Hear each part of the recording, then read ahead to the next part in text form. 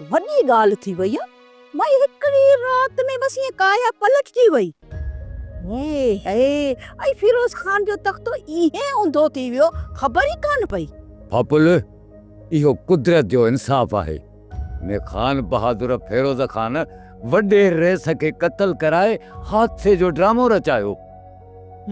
ॻाल्हि सची आहे, पर हाणे सोचां पई कि माई रुखसार बेगम जो थींदो छा?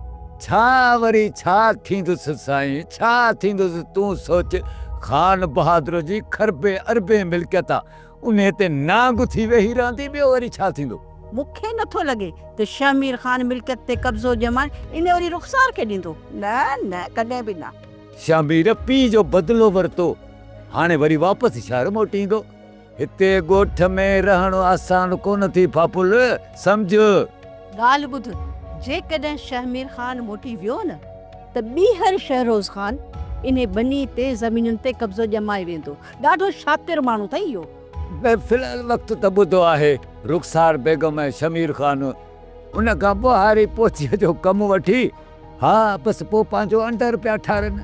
हा, वॾी ॻाल्हि करे छॾी। घर त ॿुध, इहो वरी की शहरोज़ खान खां वरी घर जो कमकार पियो वठिजे। इतबार नथो अचे।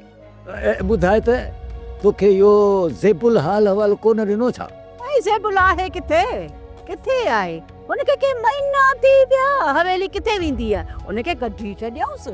पापुल, इहो कोन ॿुधो थी त ज़ालिम जो अंजाम ॾाढो बुरो थींदो आहे, ॾाढो ख़राबु थींदो आहे। तो खान बहादुर ऐं शहरोज़ खान जो हशर त ॾिसी वरितो न, हाणे ॾिसजा त इन रुखसार बेगम जो हशर छा थो थिए। सब्सक्राइब कयो असांजो official YouTube channel Sindh TV HD drama ऐं वधीक अपडेट लाइ बेल आइकन खे क्लिक करियो।